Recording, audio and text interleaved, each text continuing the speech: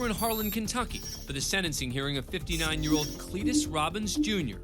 Following a 3-day trial, Robbins was convicted on a litany of shockingly violent charges. The defendant is guilty of 1, kidnapping and serious physical injury, 2, robbery in the first degree, assault in the second degree, unlawful imprisonment, wanton endangerment first degree, and being a persistent felony offender first degree. As Judge Kent Hendrickson proceeds with Robbins' laundry list of crimes, the prosecution interjects after Robbins repeatedly turns around and glares at them. Your Honor, the Commonwealth will request that the court give notice to the defendant not to communicate with the Commonwealth. In the courtroom, defendants are often prohibited from communicating verbally or non-verbally with anyone except their own attorney. Problem is, Robbins isn't exactly a rule follower. Don't. Hey, now none of that. Hey, none of that. Now just calm down. Yeah. You calm down. You take it easy. Stand up there on that side, please. Settle down, please. Welcome. Jury ass court here. Listen, buddy, I'm too old for this. Hey, I'm too old for this, too. With tensions later calmed, Robbins stands in silence as Judge Hendrickson hands down a heavy sentence. He shall be confined to the state penitentiary for a maximum of 25 years. And that concludes this matter before the court. Thank you. The sentencing may conclude things for the court, but not for Robbins. That is the sound of Cletus Robbins spitting one of the prosecuting attorneys.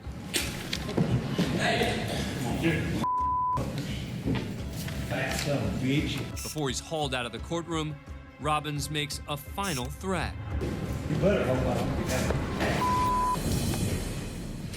The court has that on record. We know that that was a threat, and we will be saving that record for possible criminal charges. No additional charges were filed against Robbins for his courtroom misconduct. His 25-year sentence stands, and a later appeal of the case was denied. We're headed south, way south, to Wollongong, Australia, for a sentencing hearing. Seated inside what's known as the dock is the defendant, 25-year-old Jesse Rose. The one-time aspiring rugby league player pleaded guilty to the charge of reckless wounding for an assault captured in this surveillance video. After receiving a complaint about Rose's drunken behavior in a pub, he and his mate are asked to leave by security. But when he refuses, a second camera shows things turning physical, and one of the security guards ends up on the floor. Backing away from the situation, Rose then hurls his drinking glass at the downed man, striking him in the head. The guard suffered serious injuries, including a laceration and depressed skull. Now at sentencing, Rose's attorney made a case to not send him to jail, claiming he's a changed man, holding down a steady job and living on the straight and narrow. But Judge Andrew Hasler makes it clear this is no kangaroo court, stating that the assault was too serious to consider leniency. And right about now, he announces Rose's sentence, 14 months in prison. But as one door closes for the defendant, he kicks another one wide open.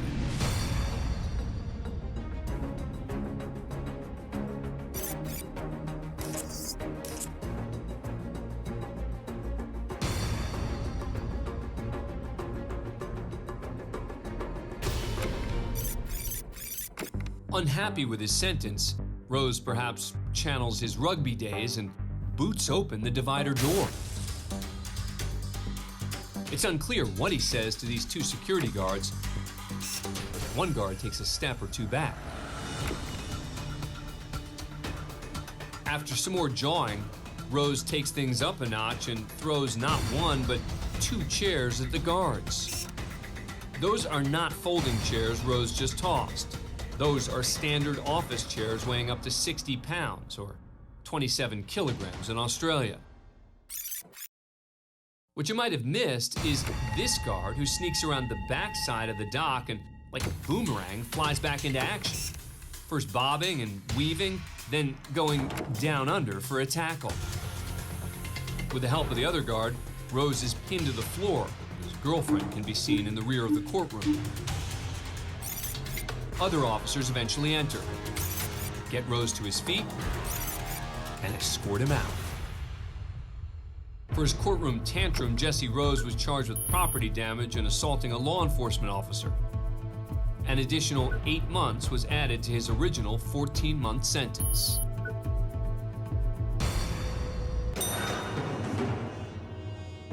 We're in the Cuyahoga County Justice Center, where a sentencing hearing is wrapping up. Thank you all. Good luck to you, Mr. Terry. Thank you, Sheriff. All right, let's go. William Terry just received an 18-month prison sentence for attempted burglary and attempted felonious assault. Present in court are the defendant's family behind him and the victim of this crime seated across the courtroom. All right, let's go. Get my family and my stuff out of my pocket. Yeah. He's headed directly to prison. It's all right. It's only 18 months. He's speaking to his family now. And then, Hey, you the some choice words for the victim. don't touch me like that.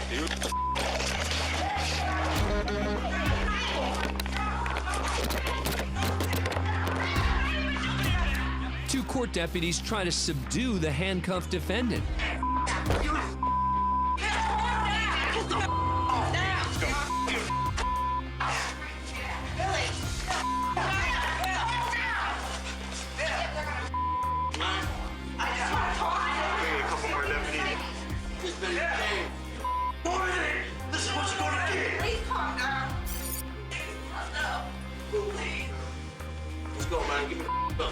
Ready? Yeah. We gonna be calm now? Yeah. All right. The defendant's removed from the courtroom without further incident. Ready? No additional time is added to his sentence. Now we head to a sentencing hearing at the Lincoln County Courthouse in Newport, Oregon. Scott Patrick Lemon, seen here wearing a blue shirt, is awaiting sentencing for charges of robbery, burglary, theft, 2 counts of menacing, and 4 counts of coercion, all stemming from a home invasion. In the courtroom is a deputy, Lemon's lawyer, a police officer, and another attorney. Deputies requested an electronic restraint for Lemon during the proceedings so that he could be immediately restrained in case he acted out. The judge denied that request. Lemon lunges for the officer.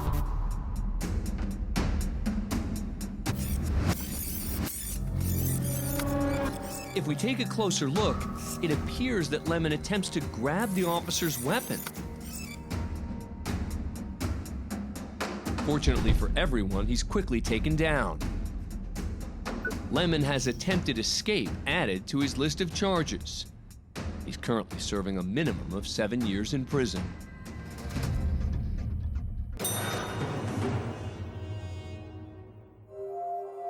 We head now to a sentencing hearing in Ocala, Florida. A jury has found Travis Davis, Brandon Banks, Kelvin Grimmage, and Keela Richardson guilty of killing Courtney London during a robbery home invasion 2 years earlier. As an added precaution today, extra officers are on hand for the sentencing. Any legal reason we shouldn't proceed with sentencing today? As the men wait to learn their fate, I've indicated that I would like to do is to have the gentleman, hang on, Mr. Davis. suddenly fists are flying.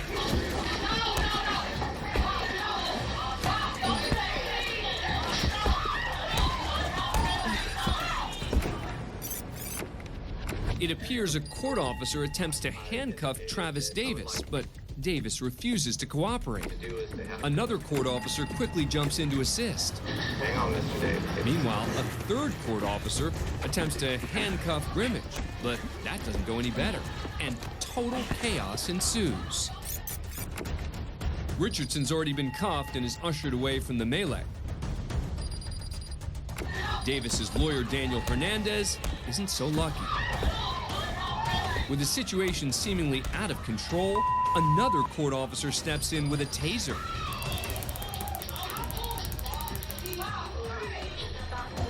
Reportedly, all 3 men were tased, including Brandon Banks, who doesn't appear to join the free-for-all.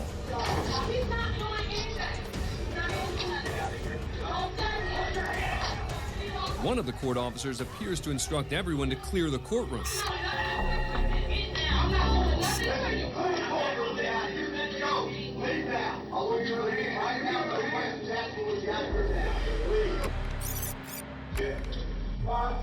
After the court officers regain control, Davis and Grimmage share some sentimental parting words.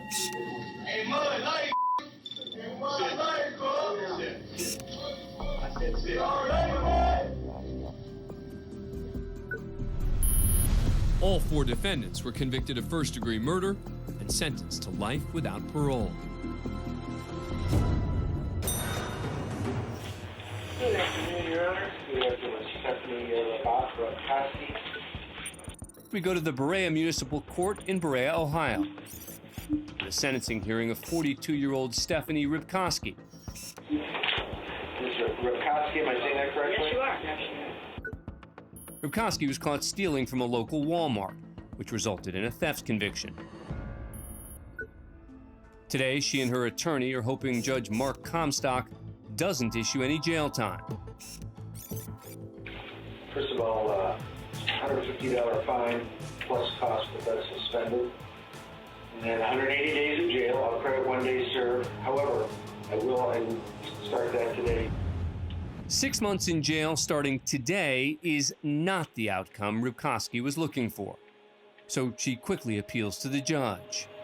Is there a way that I can not start jail today? I mean, because I've got a daughter, we've got a graduation party going on at home. I understand that. I understand that. And we're going to stick with the recommendation at this point. So, again, you can have a seat. Can I phone home? Absolutely. You'll be able to use the phone. Absolutely. Disappointed, Rivkowski goes to take her seat. Until she changes her mind and heads for the door. Yes. Bailiff Matthew Bedford takes notice and immediately tails her. He catches up to her in the hallway, where they have a discussion.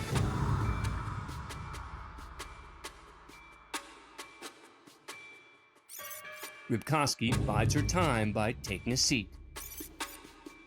She then checks her phone while the bailiff waits her out and stands guard at the staircase.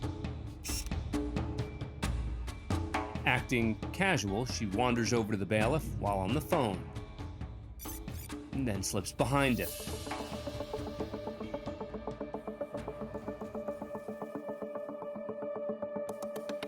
Until she makes a break for it.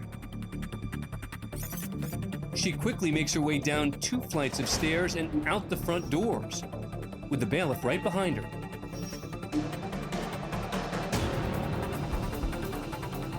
Eventually, she gets to her car and knocks the bailiff over with the vehicle before speeding away. Luckily, he suffers only minor injuries. But finding her wasn't easy. It would take 11 days before she was finally caught and arrested. And this time, she's hit with additional charges of escape, assault, and resisting arrest. But no additional jail time is added to her original sentence. Thanks for being a fan of CourtCam. Subscribe to A&E to never miss a new video and catch full episodes on aetv.com.